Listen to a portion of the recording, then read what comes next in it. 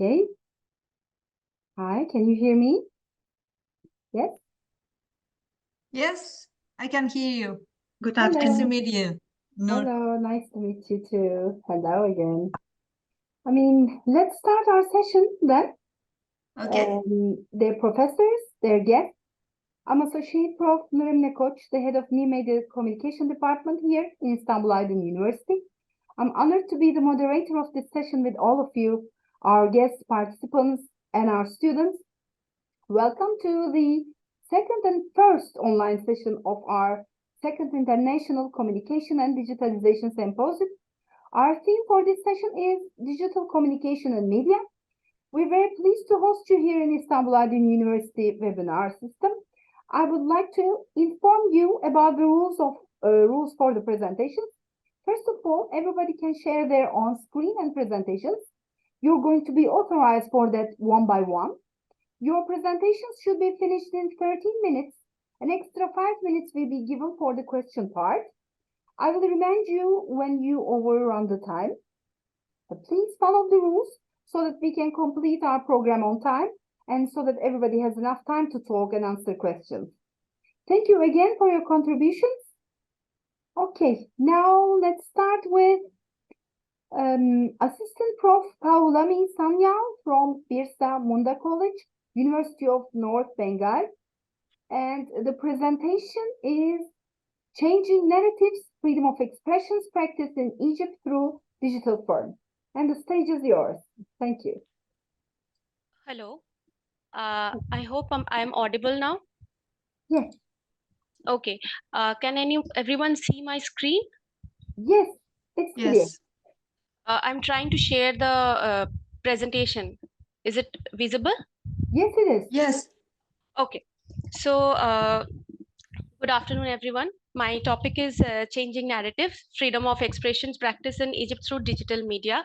So in this topic, basically, I have tried to sum up 2 chapters of my PhD thesis, where I have worked on how new media was developed during the time period of President Hosni Mubarak.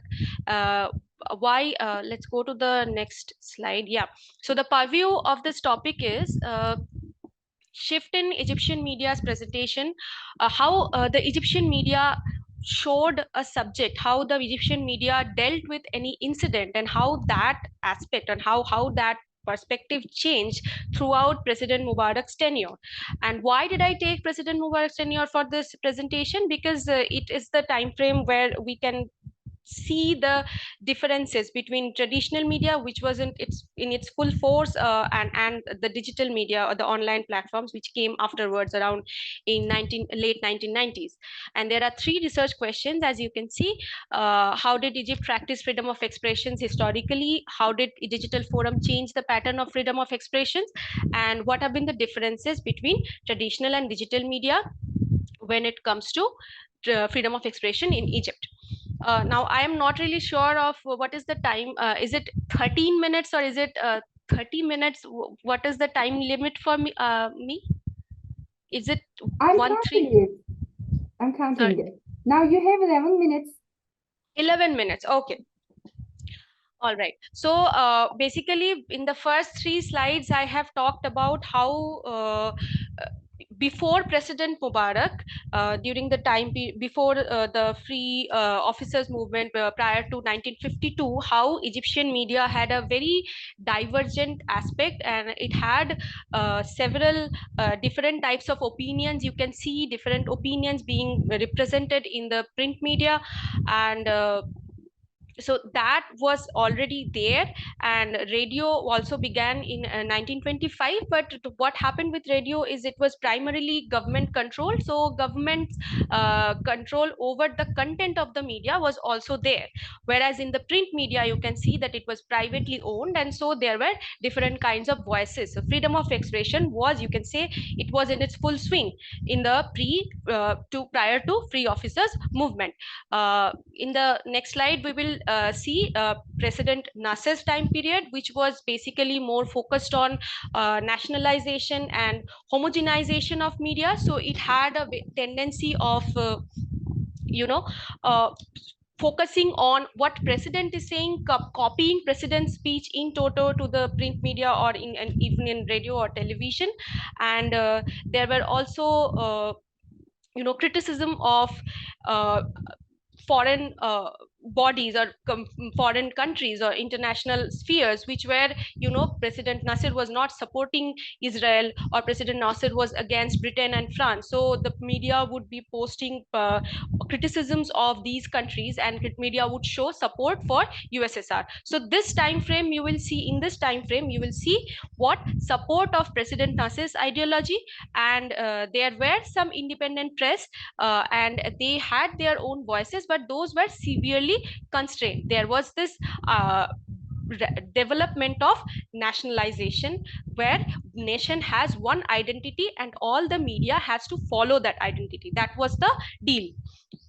Okay, in the next, during the time of next President Sadat's time period, what happened was Sadat's primary policy was infitah or openness. So during that period, we see little bit of inclusivity beginning to emerge in the Egyptian media periphery. So we see Islamists having their own channels, radio channels, television channels, and print media also, and Salafists having a fora in the radio channels, right? And different publications coming from so president's criticism and Islamists discussion on Islamic aspect was included in the Egyptian media. How it is important? Because during President Nasser's time period, obviously President Nasser followed socialist understanding, so there were no religious discussions on media, which you can see it was very much prevalent and very much different from President Nasser's. It was present in President Sadat's time frame in the media representations. In the next, now we are coming to the main topic, that is President Mubarak, how he dealt with the media sphere, media aspect. So President Mubarak, at first, he began with following Sadat's understanding or Sadat's path. So he gave space to Islamist channels also, and there were several Islamist channels, there were several Salafist channels. As you can see, I have mentioned here also, like Al-Hafiz. These Salafist channels, they were present and very prominent during President Mubarak. And there was Amar Khalid, who was a television personality and an Islamist preacher. So he worked on his television show, which was very famous among several youngsters. So President Mubarak, later on, who had such a bitter relationship with the Islamic factions of the country, began with giving them freedom to have their own television and radio channels. Similarly, you will see in print media, criticism of president was also there in the 1990s. Obviously, if you go beyond a point, if you cross a line, there will be repercussions, but it was possible. It was always possible in the first half.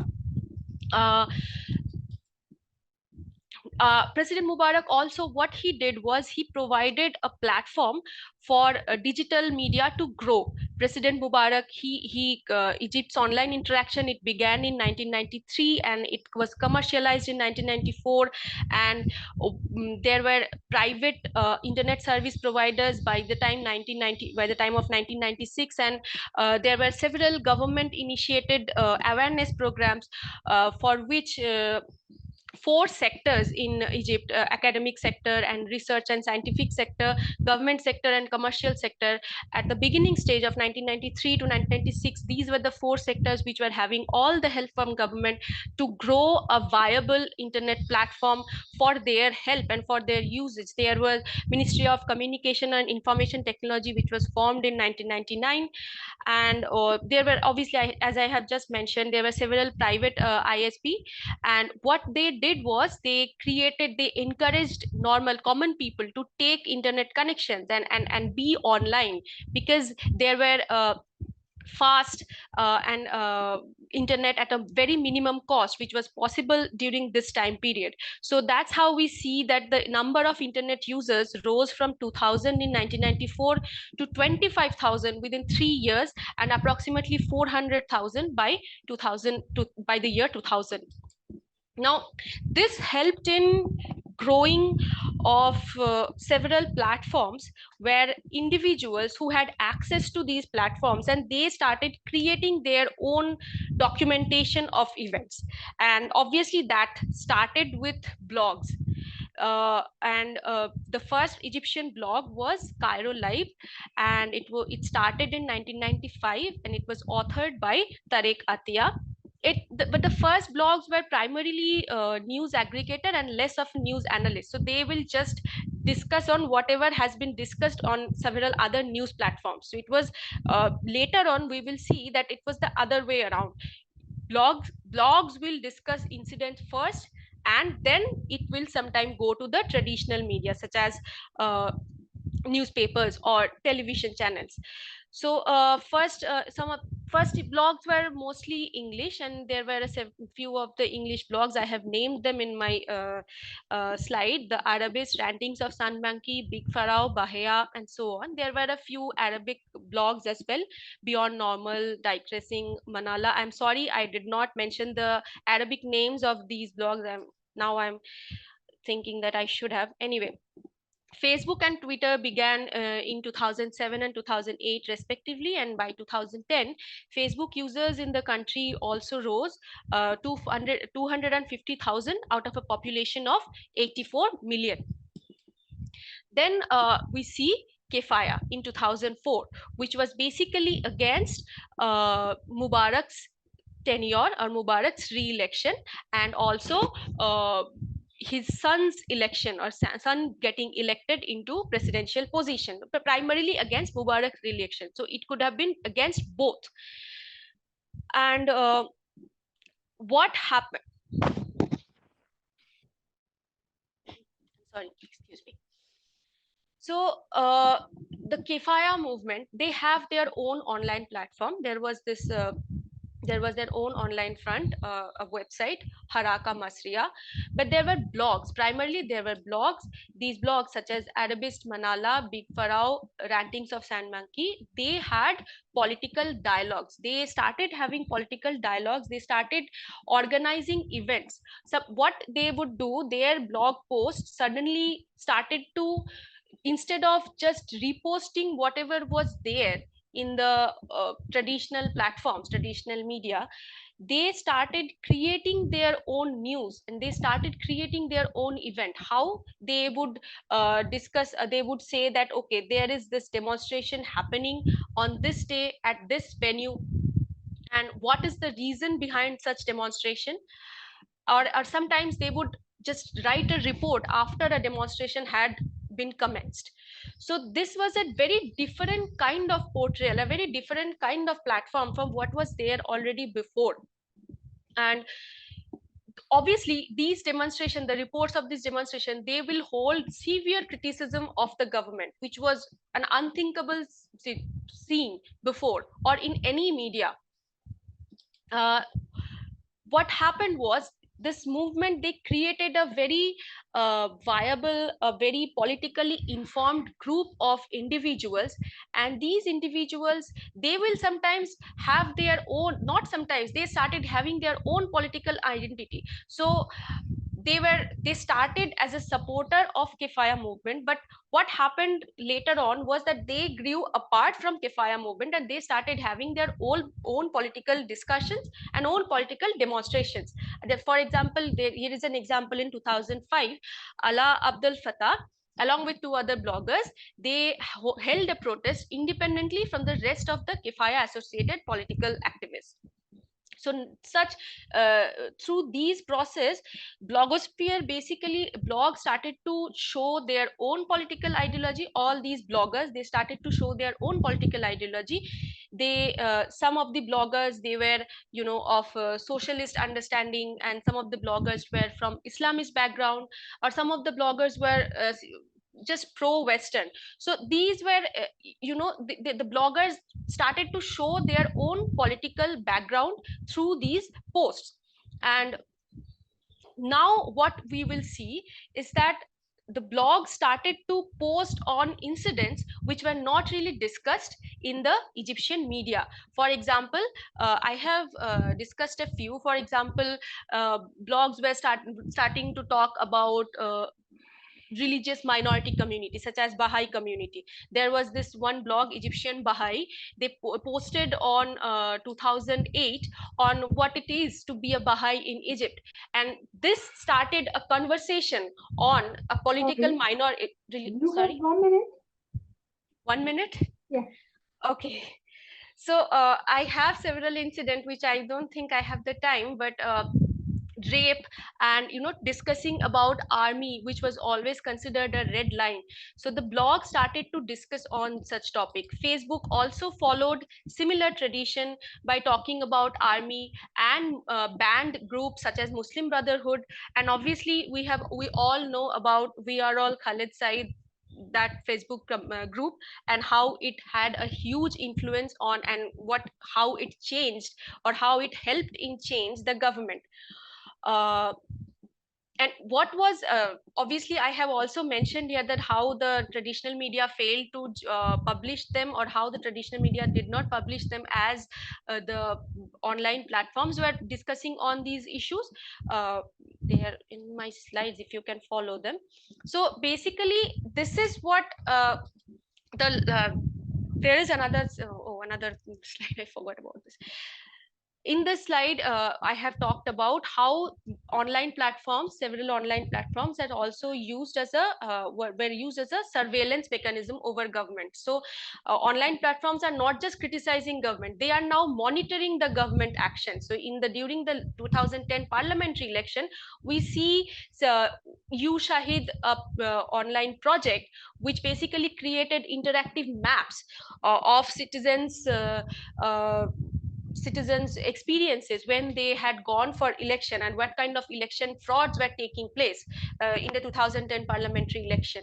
So these are the different kinds of media approaches, or media showing or media discussing on events which were very much different from what was before. Before, the media was following a strict path and a strict line, and where they would be moving around a little bit and they would be punished for that. But during the Mubarak period, we see a very different, a very vibrant media community discussing over all sorts of topics, and how they were having a complete shift of journalism practice, you can say. I hope I am within time. Thank you. Okay. Thank you. Thank you. Thank you very much for your presentation. Any questions? Do you have any questions? No. No. Sorry. I might have gone Yes. too fast. Yes, dear doctor, dear professor, Tuğba. You have a question? But you cannot open your microphone, I think.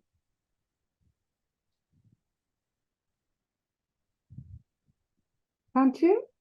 No? Why not? You see the microphone? Left-hand side. Yes, but you can't open.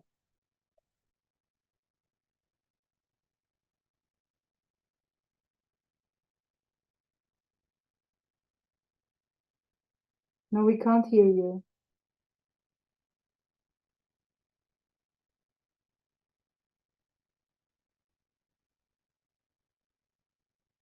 Maybe at the end of the session, we're going to get the questions, okay? Maybe it's going to be finished. Okay. Thank you again for your contribution, presentation, dear professor. Thank you.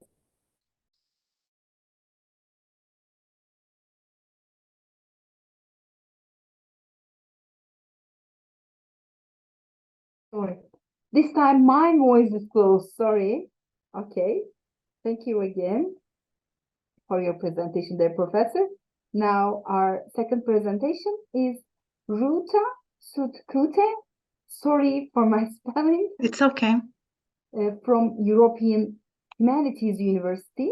And her presentation is examining media representation of the Israel-Hamas war of 2023 across digital platforms, the case of Lithuania. Yes, the stage is yours, dear professor. Okay, so good evening, good afternoon, actually. My name is SUTKUTԸ. I'm representing European Humanities University, and for the second time participating in the second International Communication, Digitalization and Society Symposium at Istanbul Aydın University. My topic for today's presentation is examining media representation of the Israel-Hamas war of 2023 across digital platforms, the case of Lithuania. So let's begin. More than 45 years have passed since Said published his book titled Orientalism, where he represented and deconstructed the attitude towards Orient. His assumptions sparked controversial debates that are still relevant today. The theory of the clash of civilizations emphasizes that the conflict between Western and Islamic civilizations has been continuing for many years and has a deep religious context. Examining the current situation surrounding the Israel-Hamas war of 2023, it is imperative to explore discussions about the media's role and establish clear boundaries for researching media representation of particular ethnic, social, religious, and other groups. This study aims to identify prevailing narratives, detect potential biases, and understand the impact of these portrayals on public perceptions within the context of national media coverage. Qualitative research method is used to analyze the content of online news portals, portal of Lithuanian national broadcaster, LRT, to compare how various representations affect social discourse. To do so, the analysis is based on 5 categories described by Austrian linguist. The research involves the analysis of content, including articles, videos, photos related to Israel-Hamas war over the period of 4 months. So now I will present the results of my analysis. In the analysis of Lithuanian national broadcaster coverage, it becomes apparent that Hamas is often portrayed as terrorists or perpetrators of violent acts, thereby categorizing them as criminals. 15 out of 20 videos selected for analysis depicted violent actions committed by Hamas. However, it is critical to note that in the Lithuanian context, phrases such as the Palestinian militant group Hamas are constantly employed, and this terminology not only associates Hamas with the Palestinian territories, specifically the Gaza Strip, but also with the Palestinian people at large. The narrative might be shaped by editorial control, as indicated by the limited presence of offensive comments and statements. A primary focus on criminal activities. At the onset of the conflict, numerous articles shared a common image alongside the headline, "Hundreds killed and kidnapped, Hamas attacks and response, what is happening in Israel?" This approach underscores the severity of the events and positions the actions of Hamas within a framework of absolute wrongdoing. Armed soldiers are frequently represented as members of Hamas, whereas content that appears to exhibit support for Israel highlights the destruction. Consequently, readers are left with the impression that violence is exclusively perpetrated by Hamas, while Israeli forces are either absent from the conflict or seeking to restore the peace. Numerous publications highlight the notion that terrorists are among immigrants, fostering negative perceptions of immigrants in Western countries. And this focus is particularly sharp on immigrants originating from the Middle East and those adhering, let's say, to Islam religion. The discourse frequently refers to Germany and its experience with Muslim immigrants from various countries, portraying them within a negative context. And Hamas and the residents of the Gaza Strip are depicted as criminals and as representatives of different culture and religion, as I mentioned before. It is evident that the attribution of negative characteristics related to crimes is justified on the basis of statistical data, examples from other countries, or implicit arguments concerning potential dangers, including Lithuania. This data is selectively chosen. For instance, the conflict's early stages, data on the number of Palestinian victims were not disclosed. And also, let's say that we also need to talk about the process of dehumanization, a process of portraying or treating individuals or groups in ways that strip them of their humanity, dignity, and individuality, effectively transforms people into objects or subhuman figures.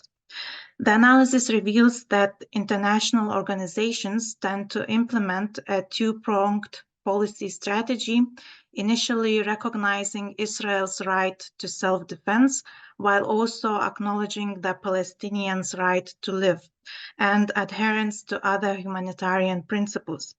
In November, nearly a month after the conflict began, the narrative expanded into the include Islamophobia. The discourse indicates a surge in anti-Semitic and Islamophobic crimes worldwide following the Hamas assault on Israel since October 7th. The primary actors shaping the perception of Hamas and Gaza Strip residents as security threats include societal members opposed to the territorial unit's independence and politicians who supports Israel's right to defend itself alongside displaying anti-immigration sentiments. And it not only draws on statements from Lithuanian public figures and politicians, but also incorporates the expressed thoughts and political actions of foreign leaders who are often regarded, let's say, as an example.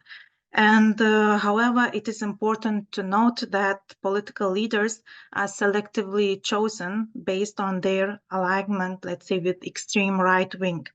And the speeches of Israel Prime Minister are frequently cited, appearing in 21 articles selected from qualitative content analysis. The threat motive emerged characterizing by shocking videos related to crimes committed by residents or representatives from Middle East.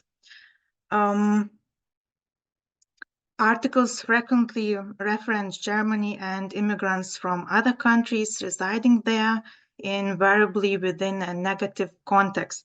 And supporting evidence includes photographs depicting unrest in Germany and other countries. The visual aspect is significant as numerous articles from the early stages of the conflict depict similar themes through images of Hamas attacks. While these articles discuss the historical origins of the Hamas organization, it includes dramatic images of the current military conflict, which you can see in picture number 3 and picture number 4.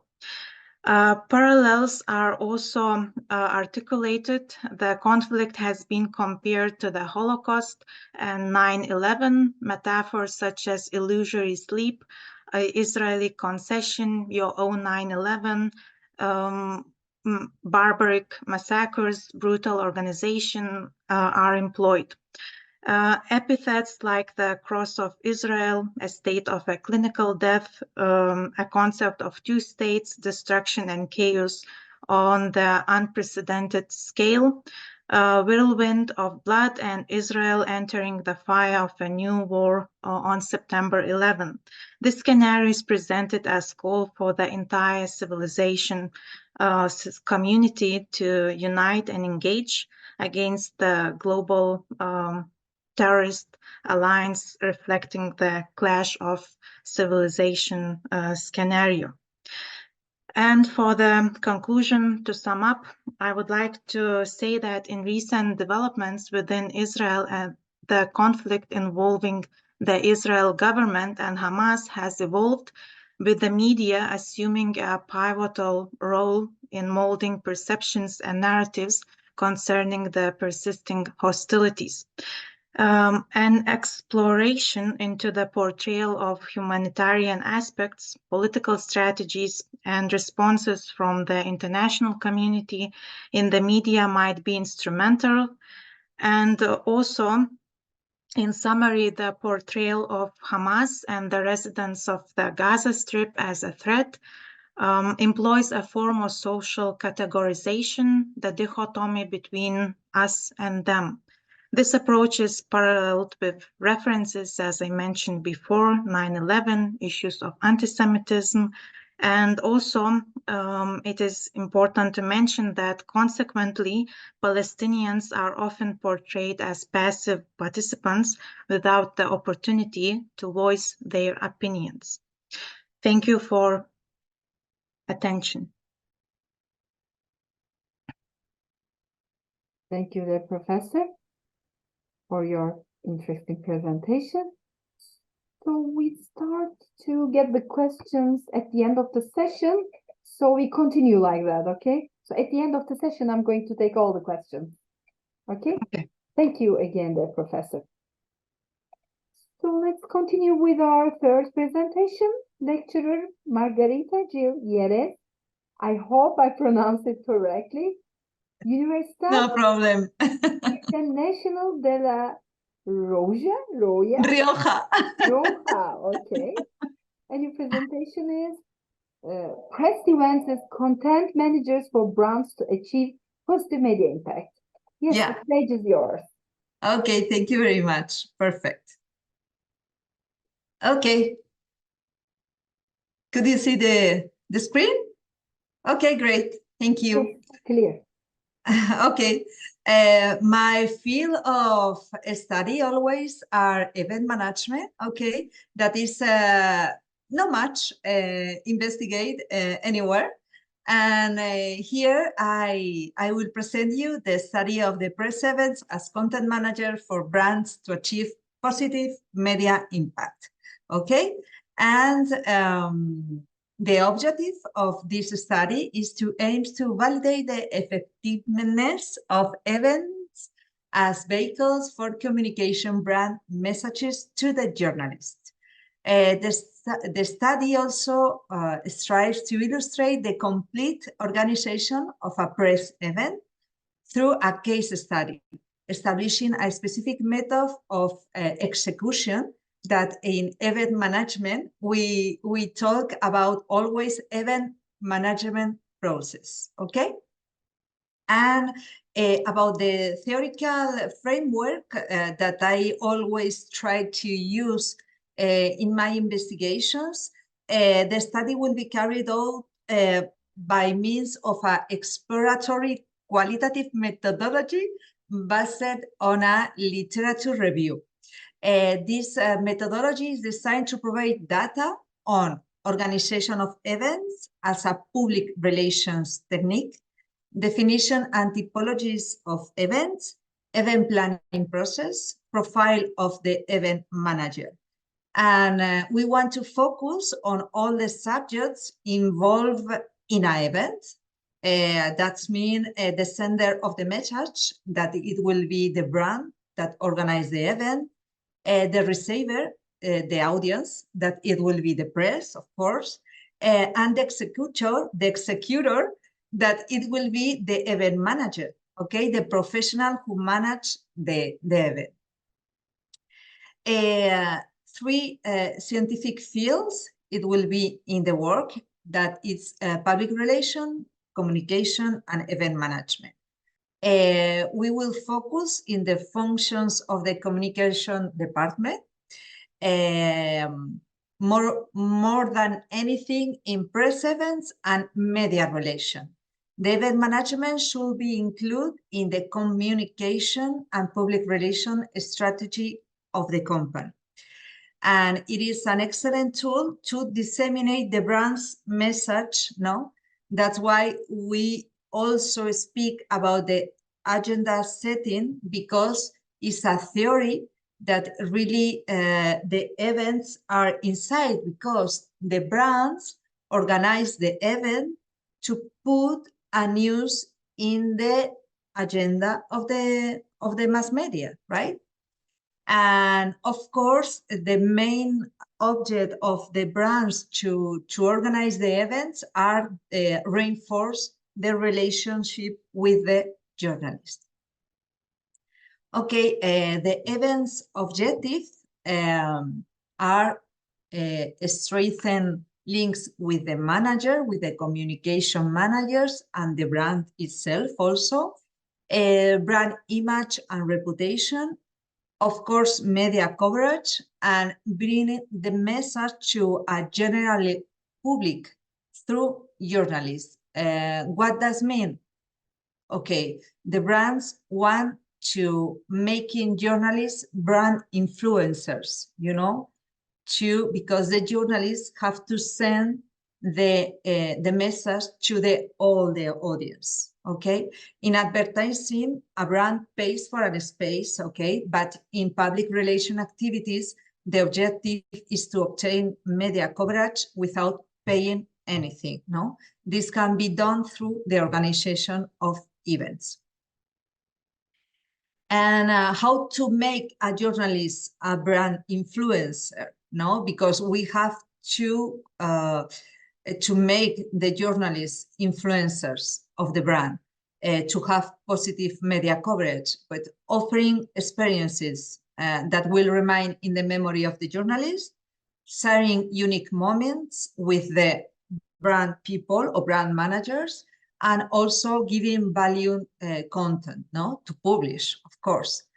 And that's why through an impeccable organization of the event, the brand will achieve its objective and the event will become a generator of positive content for the brand, okay?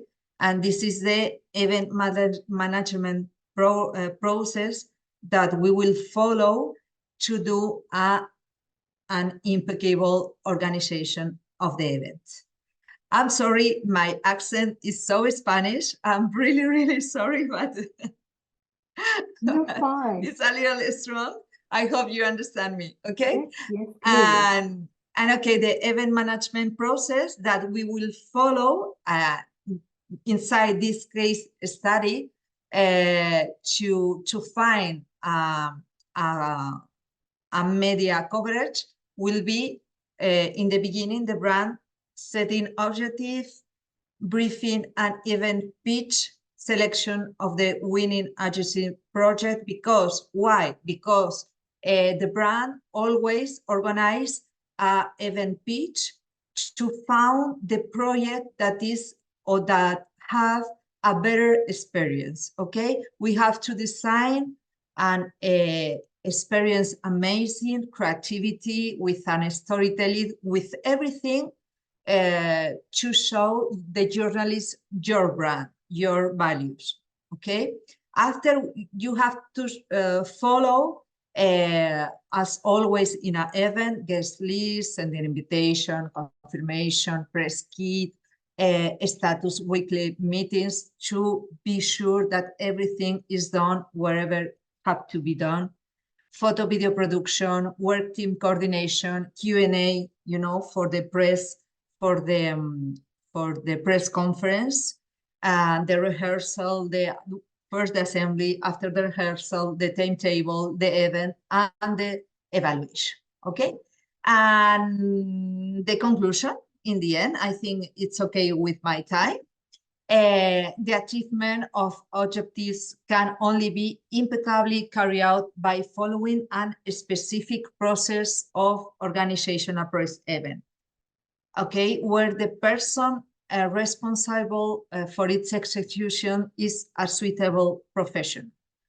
And we have found two conclusions, relational, because the purpose of public relations is to maintain and strengthen a good relationship between companies and their audience. Press events help, in particular, to defend this objective by strengthening the relationship between brands, professionals, and journalists, okay, in the press presentation. And of course, the measures will broadcast everywhere. You will transmit your identity, your values like a brand in this kind of events, right? And that's why we achieve the objectives, a well-planned press event following all the steps that we will making now, will achieve the communication objectives, strengthen links with the media, strengthen brand image and reputation, to achieve repercussion in the media and to spread a message. And that's all. Thank you very much. I hope it was okay. We have 4 minutes to go, but if it is finished, that's fine. Okay, great. Thank you. Thank you for your precious presentation. So we're going to take the questions later when all the presentations are finished. So we continue with our 4th presentation. Are you here? Siyat Dizigal and SANYAL. Yes. Sorry for my pronunciation. No problem. Velikowski. Okay. My name is Professor Siyat Dizigal. Okay, the professor Yeah, from International Balkan University. Yes. We have 2 presenters, and the presentation topic is digital inequality and net neutrality. Okay, the stage is yours there, Professor. Thank you very much for the opportunity to present our topic for today. I will try not to read all the text that I put. It is just the highlights from the paper that we are planning to submit. So in this projected planned paper, we will specify this topic to North Macedonia and the region, including Turkey and surrounding countries of the so-called Western Balkans. So we consider this topic to be still relevant because it is kind of, let's say, a topic or a research subject from the beginnings of the internet. But in Macedonia and in this region, we notice that this topic has not been resolved, let's say, like expected, or like it is the case in some other parts of Europe and the world. So we decided to research and to check the main key indicators for the topics of digital inequality and net neutrality in North Macedonia and the region compared to past decades and past years. And we will publish this in the paper, hopefully to be published. For this presentation, we will have some just highlights of the findings that we have so far. So the key point of this topic is why do we measure the impact of digital inequality? Is to objectively, scientifically, through let's say through relevant methodological means, to check how much of the demographics in certain country or population feels, or let's say faces barriers to internet access, right? Then to measure or to assess the educational disparities. What is the access for the general population to educational process? And finally, to assess through these indicators the economic implications. So one of the key findings that I will certainly mention later on is the fact that all of these indicators are, let's say, important, but it is very important to mention that they cannot be resolved easily by the state system, meaning that most of these issues need to be approached and dealt with on a regional or even continental level. So the new systems in which, let's say, the economic market and the educational system and the political systems are working is so interconnected that national systems are not able to resolve most of these issues and need to cooperate more. So why are these two key concepts for the internet access and internet quality and digital, let's say, transformation important? Because they are supposed through these years in the past and certainly in the future to empower underprivileged communities in our societies through digital inclusion. Many parts of the population are less or more excluded from, let's say, communication or public participation process than maybe to economic opportunities and education opportunities. Also, it is very important to, let's say, follow the trends in these two areas in order to foster equal opportunities and, let's say, implement properly social justice through proper or, let's say, fair or easy digital access for many demographic groups. And finally, these two subjects from our research are very important to enhance digital literacy and combat inequality in a society. So we saw in the past, especially during and after the pandemics, that digital access has been, let's say, has become primary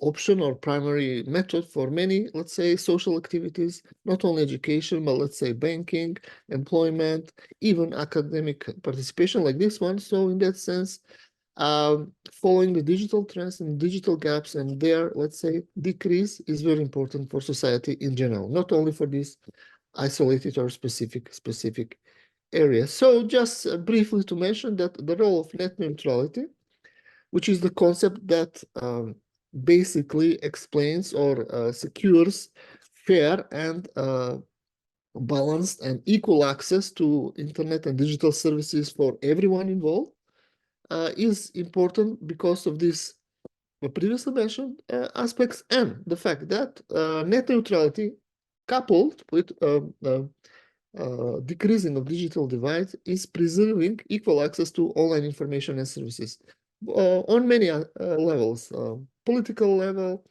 civic participation, education, economy, and so on.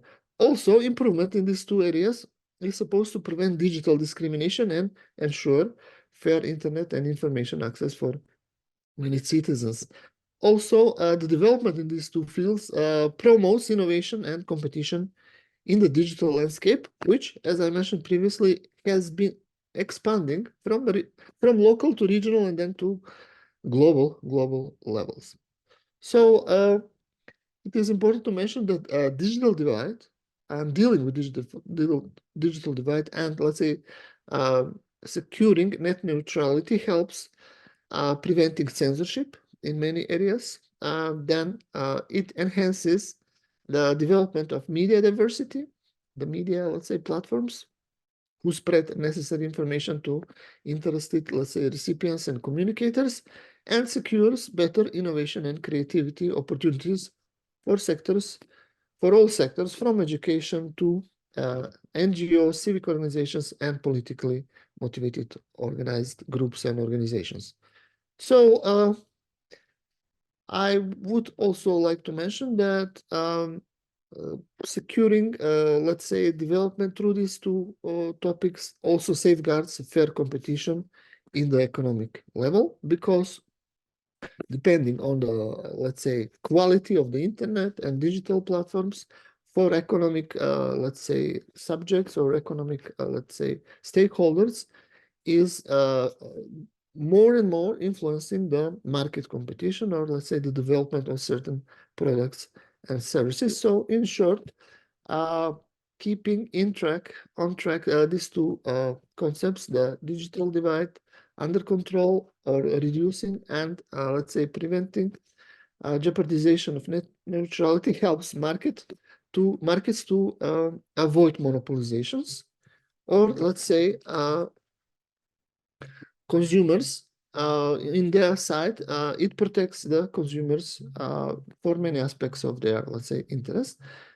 And of course, the quality digital access to platforms and, let's say, development and innovations helps, let's say, development of not only the online and digital markets, but economy in general by providing innovative startups in many different fields. So, of course, education is one of the mostly, let's say, concerned fields of the societies, because during the pandemics we saw, but some trends remained in our country and in the region, of course, of using online digital tools in education process and also in the research process. So digital divide and let's say net neutrality affect the limited access to online learning. So basically this should be interpreted as, let's say, more and more educational tools and materials are highly, let's say, interactive and, let's say, using more and more digital, let's say, digital materials, and they are becoming more and more visual. So having good or quality access to digital services affects greatly what kind of quality of education process you can get. For example, let's say there is a development of VR, virtual reality educational tools. So having limited or poor digital access would not allow you to, let's say, participate or to be active in this field, for example. Or more and more, let's say, educational tools or materials require fast broadband connections for good streaming of educational materials, participating in academic research, scientific events, and so on. So in that sense, the quality of digital services and access greatly influence also education. So just maybe to skip few slides, I would like to summarize that in the European Union, and North Macedonia is a candidate country for the European Union. So this is the system that we are trying to, let's say, integrate into, and these two methods in the European Union have been implemented properly, where digital divide and net neutrality developed to protect, let's say, the quality of digital access to all interested sides, from, let's say, individual users to different, let's say, companies, educational organizations, and so on.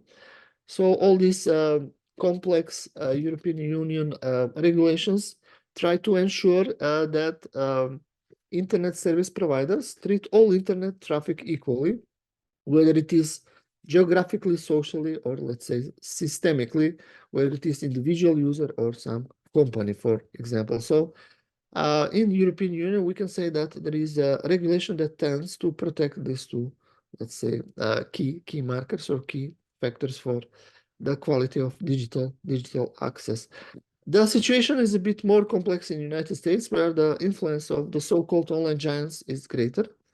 And like Google, Amazon, Alpha, Meta, and so on, in that sense, there are complex variety of legal processes ongoing, where these online giants are trying to develop a system of, let's say, regular services and premium services, and users, including organizations and companies who would like to have better access, digital access, better quality of, let's say, digital communication, should pay more, or, let's say, subscribe to certain premium services. So this is still ongoing battle. We can say that there are many active academic, let's say, groups, research groups, citizen activists, and so on, who try to protect net neutrality and reduce digital divide in the United States as well. For other countries, we can just briefly mention that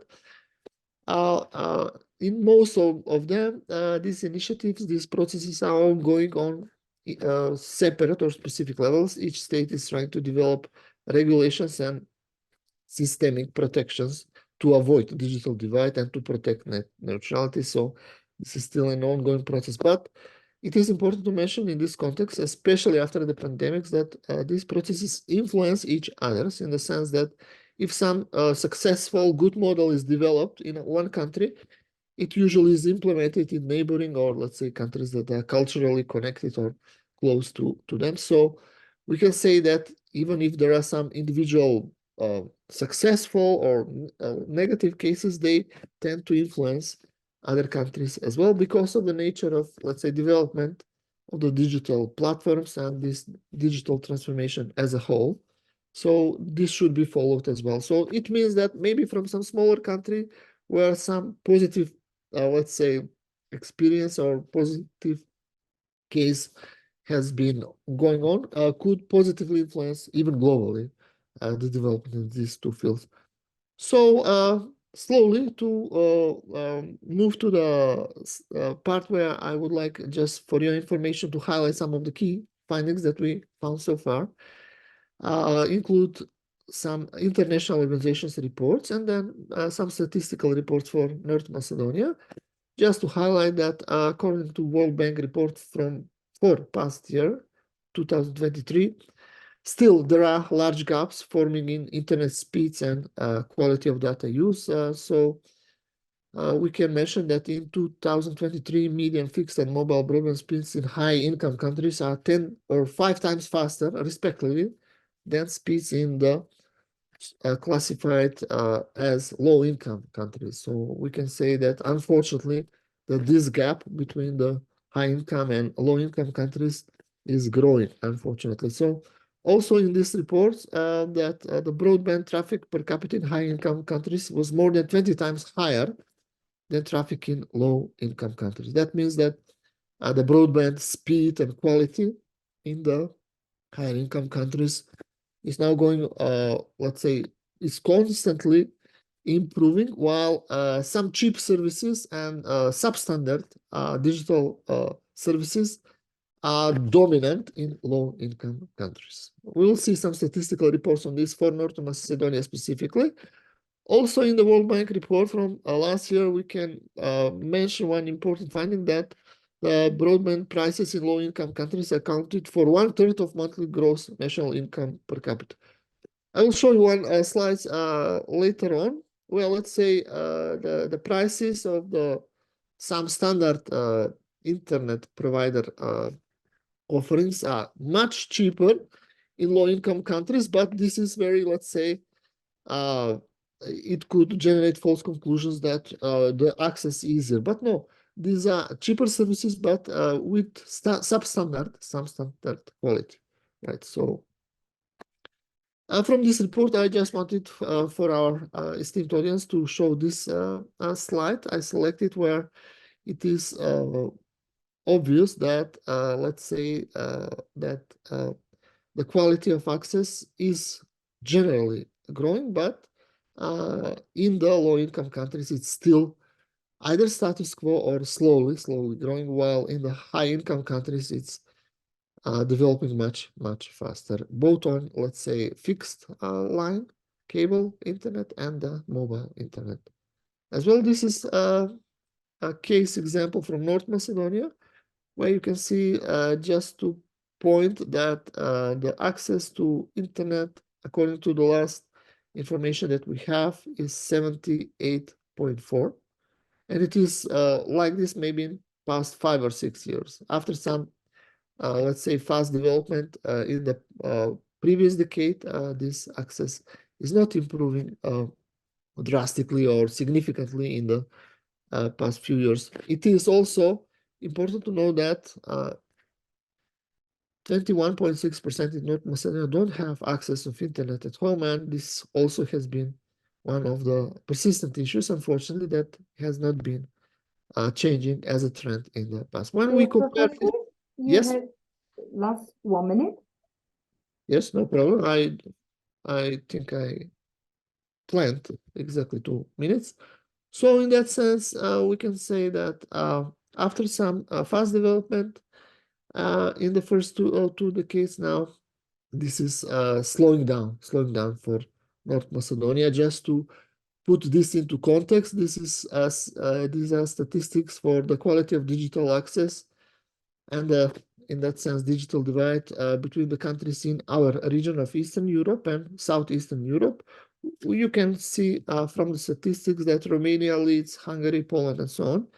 And the second part of the slide is the countries of our most, let's say, close neighboring regions, where, for example, North Macedonia and Bosnia and Herzegovina at the bottom, and the difference between the two columns is between the access to mobile internet services and fixed internet services. So in conclusion, we can mention the following key points: that despite the significant process in the past and in global connectivity, the digital divide remains very persistent concerning issue with significant disparities in access to digital technologies in the region of Southeastern Europe, including North Macedonia.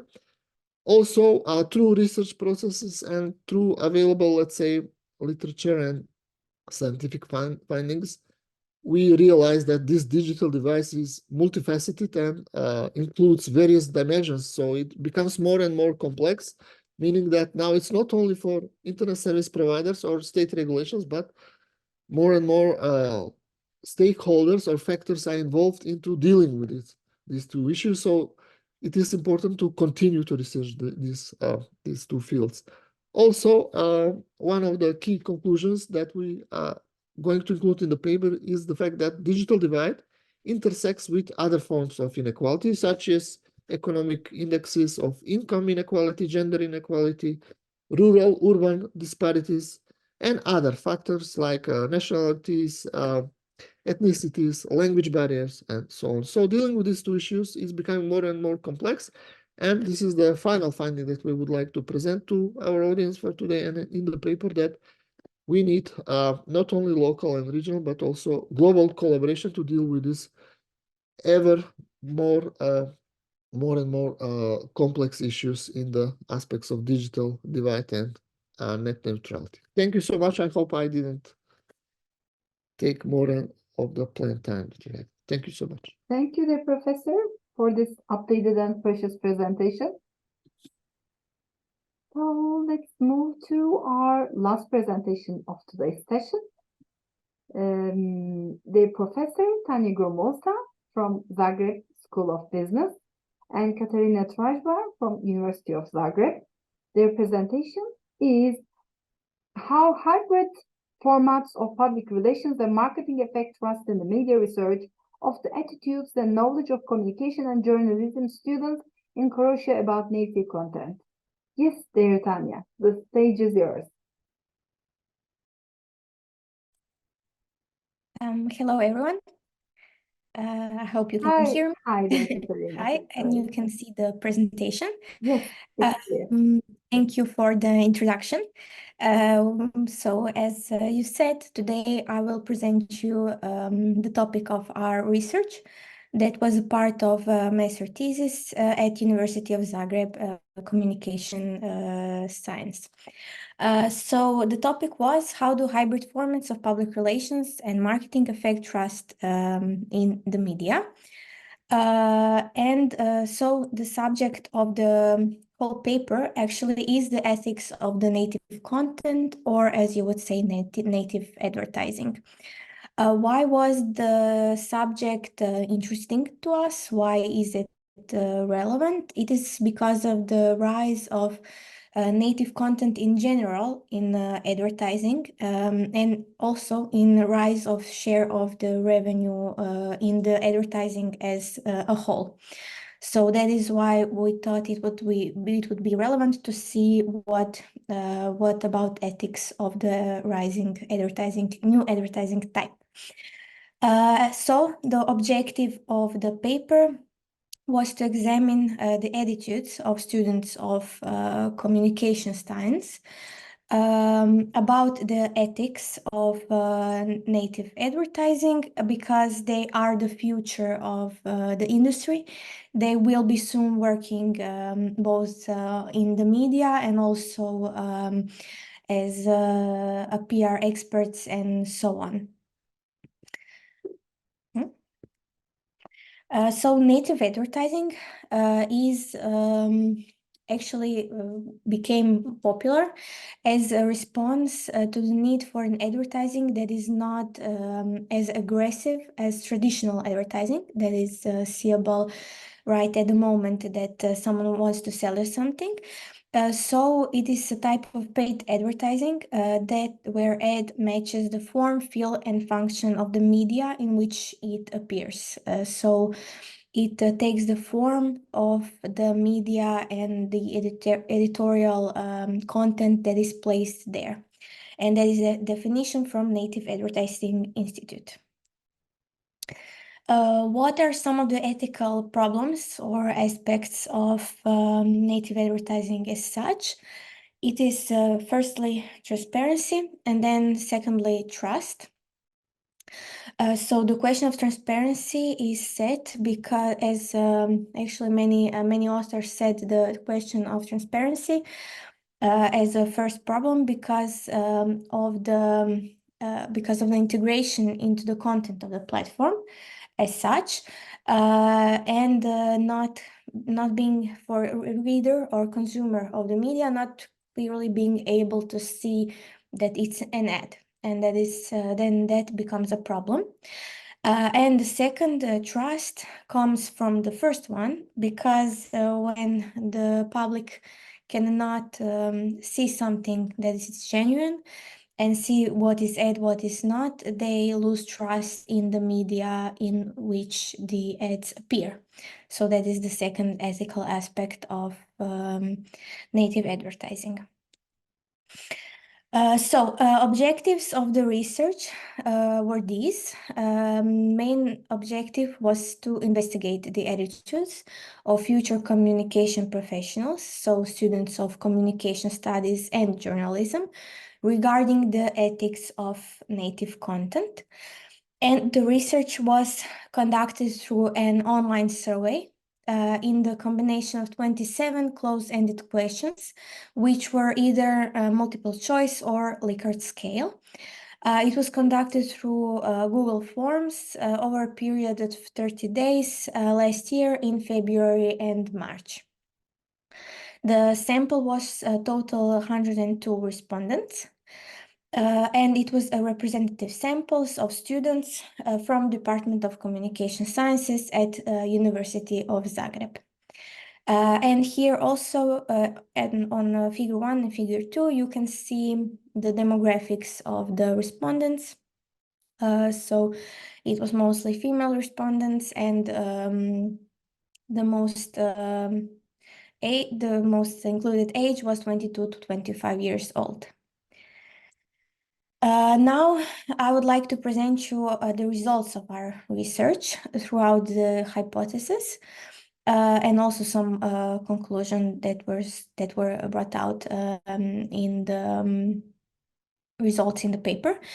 So the first hypothesis was that students of communication sciences consider hybrid formats of public relations and marketing to be ethical, and this was undecided in the end because of the results, because as you can see on the figure 3, most of the respondents, 66% of them, said that they neither agree nor disagree with the statement that those formats are ethical. So we couldn't conclude if they think they are or they are not. They didn't have an strong opinion about the topic.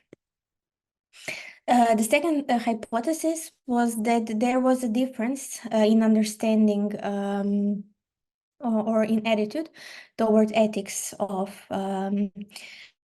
native advertising between journalism and communication science students, since they do have a little bit different sides.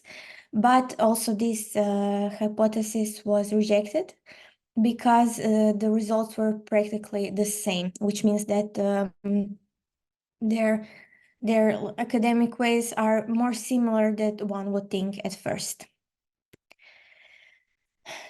Here, our respondents had to express their attitude toward the ethics of journalists creating both editorial content and also paid content for the clients. And here you can see that most of the respondents believe that it is unethical for journalists to create paid content, But on the other side, and also on the figure 6, you can see that respondents didn't think that it was unethical for such type of content to show up among the editorial content of the media. For example, on the front page of a news portal or between news or so. Next, also students have demonstrated an understanding of a difference between ethics and legal aspects. That was very important for us to see if they understand the actual difference between the law and something that is ethical and or maybe not ethical. And they have shown a great understanding of that topic. Next hypothesis said that students of communication sciences are satisfied with their level of knowledge about hybrid forms of public relations and marketing. And it was true because more than 50% of the respondents rated their knowledge as very good or excellent, and also more than 32% rated it as satisfying. So almost 70% of the respondents gave themselves more than a grade C. And although half of the respondents opted for the answer that they neither agree nor disagree to the sentence that before enrolling they were able to recognize hybrid forms of public relations and marketing, 35% of them agreed that they were able. So we wanted to see if they are now happy with their knowledge, but were they interested in the topic, and also were able to see clearly the type of that advertising even before formally starting their education in the field of communication science.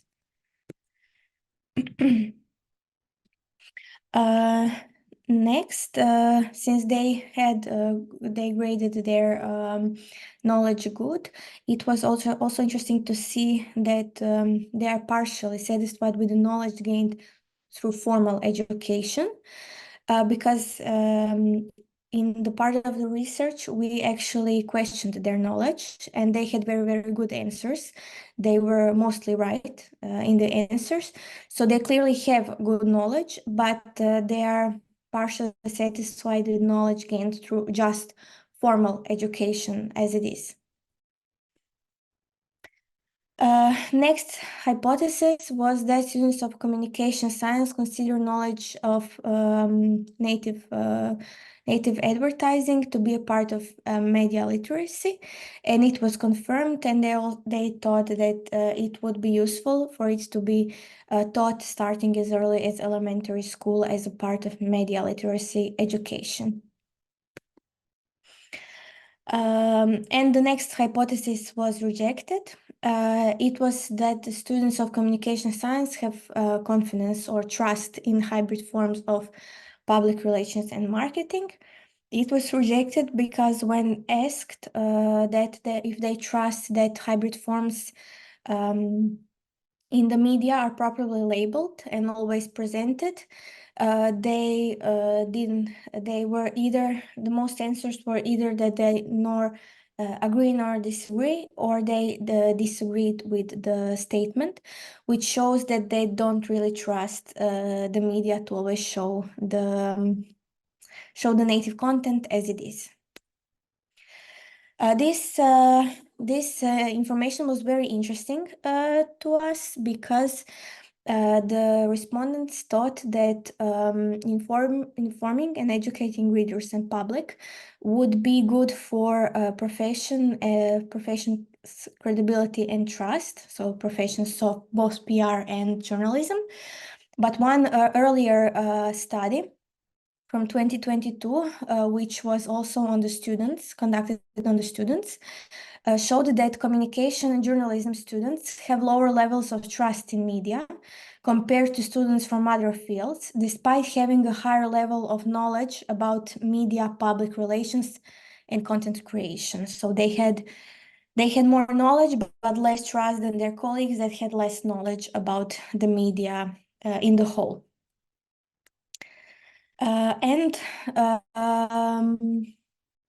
The respondents don't think that formats like native articles contribute to citizens' distrust to journalists and media. That was shown through this question, where more of them didn't agree with the statement. In the conclusion,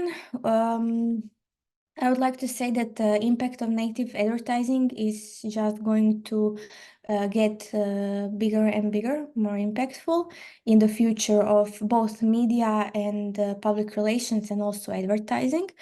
And its regulation in general and also regulation ethics is going to be very important, because in many countries it's still not clear if it should be defined by law or maybe self-regulated by some associations.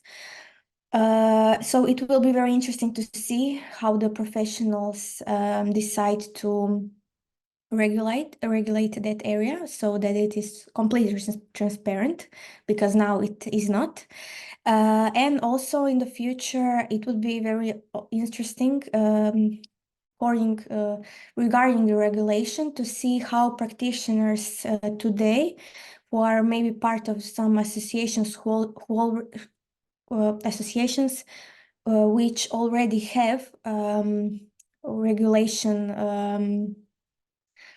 documents and regulation, maybe ethical norms about native advertising, how they perceive native advertising. Do they perceive it in better manner than maybe someone who is not a part of the association?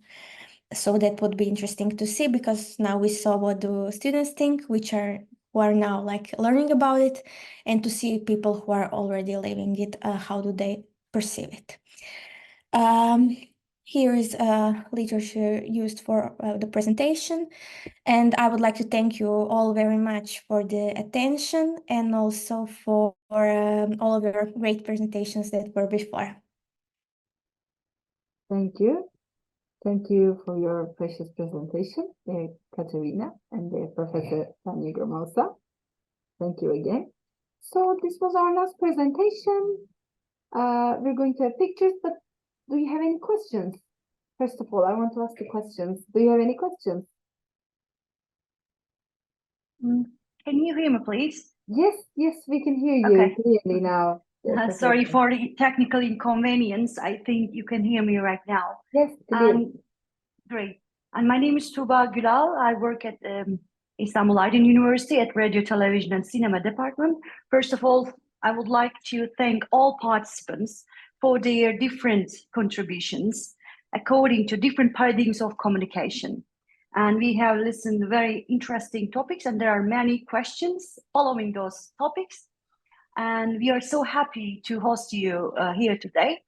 As my research and main motivation in the field of news reporting, and my question will be for Professor PAULAMI. I'm not so sure that I'm pronouncing your names rightly. I'm so sorry for that. And for Dr. Ruta SUTKUT and their presentations. And to simply forward the question, Professor PAULAMI has mentioned about the Kefaya movement, I think, in relation to digital media connection after 2005, within the terms of Hosni Mubarak ruling and system. And it is a kind of differences between, I think, traditional media and digital communication, because there's a transferring process from the traditional communication to digital communication within the relevant domain. You also given examples for bloggers, maybe as an activists in terms of media and communication for pursuit of alternative media. But I'm not so sure that you are using this term. Therefore, my question will be about that.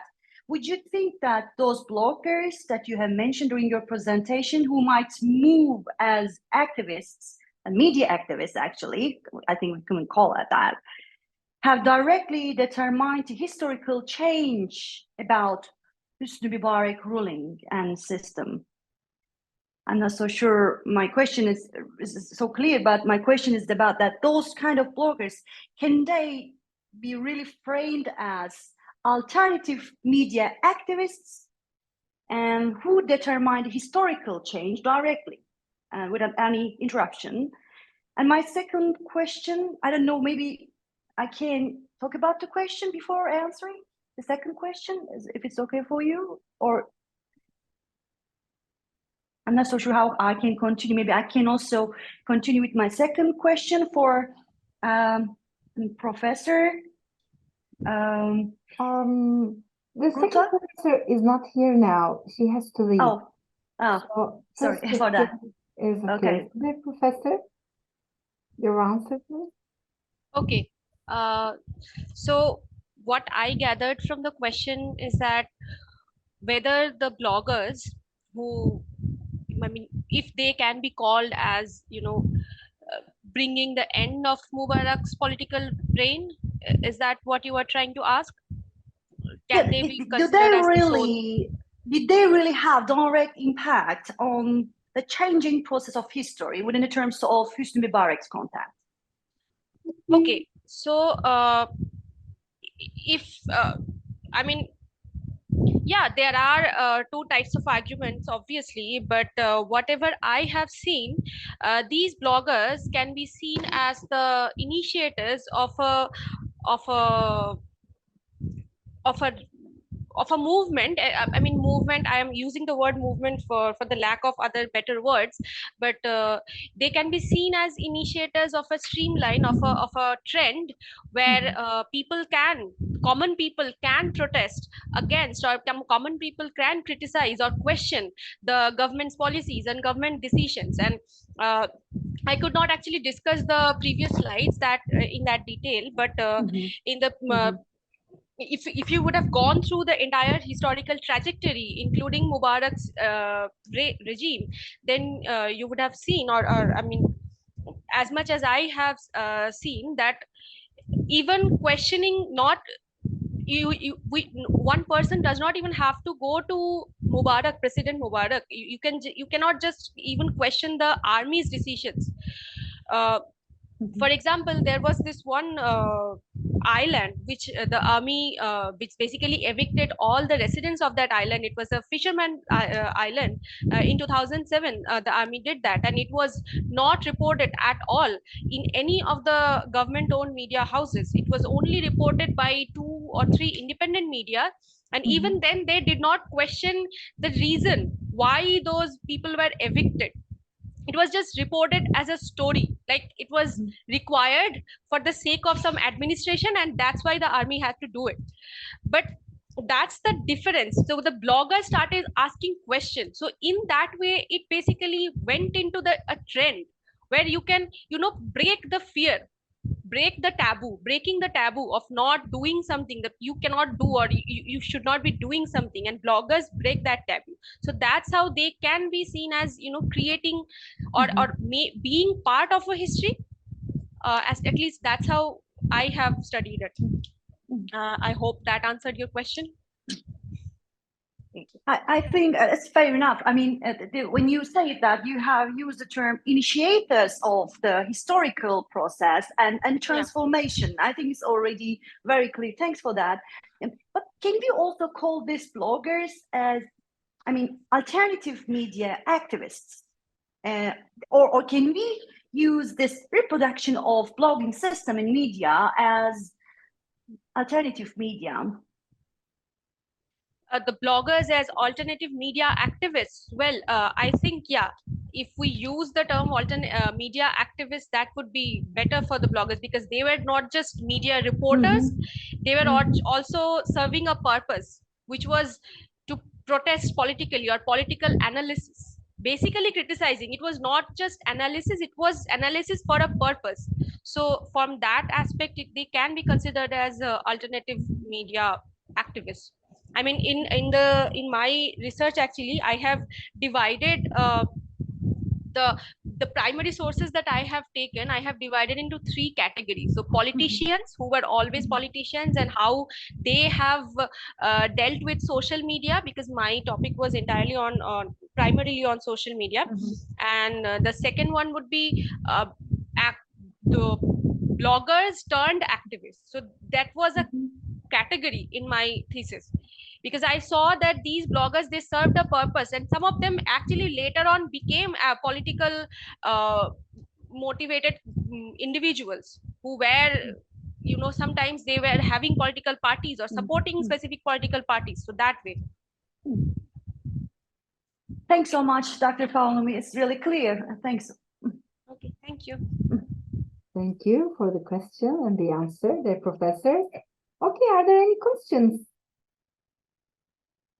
If not, here are the certificates. Dear Celine is going to make it shown. Yeah, okay. Here are the certificates that they're going to be sent to you by email. Thanks for your contributions.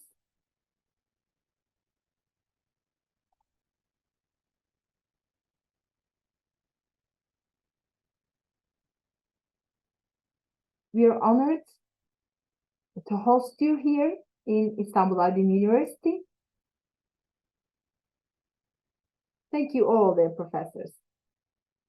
Thank you for the opportunity. Thank you for everything. I wish you a successful rest of the conference. Thank you. Thank you. Thank you so much. Professor, Coach, do we have a little bit time? I'm not so sure. We Maybe have 3 beyond minutes. that. Only We have 3 3 minutes. 4 p.m. is our last. Okay, I'm just questioning myself about the notion of ethics in media, and how could we conceptualize it? Maybe we can just say it as a question. Maybe it's better to just say it as a question. Okay. Yeah, finished? No? No comment, dear professor? The question regarding the ethics in the media, I think is very important. I think that we can devote the whole conference to that topic. I'm so sorry that our 2 colleagues had to go earlier. I had 2 questions for them. They mentioned, for example, the trend of journalists as an influencer. This is something that really interested me because of the trends that are showing, especially for the young audiences, that influencers and celebrities are the main sources for them. So what does this shows about our profession? And what does this shows about the credibility of the media? I think that those are the questions maybe for the 3rd conference in the organization of your university. So I'm just, opening the questions maybe for the next year. Thank Why you. not? Very precious questions to be asked here. Okay. So thank you again for your presentation. You all the professors. So we have only 2 minutes to go. Maybe it's going to be closed, I don't know. Thank you all. So the session is finished. Have a nice day. You too. Thank you, you. everybody. Thank you so much. Thanks so much. Bye. Thank you. Bye-bye. Everyone. Bye-bye.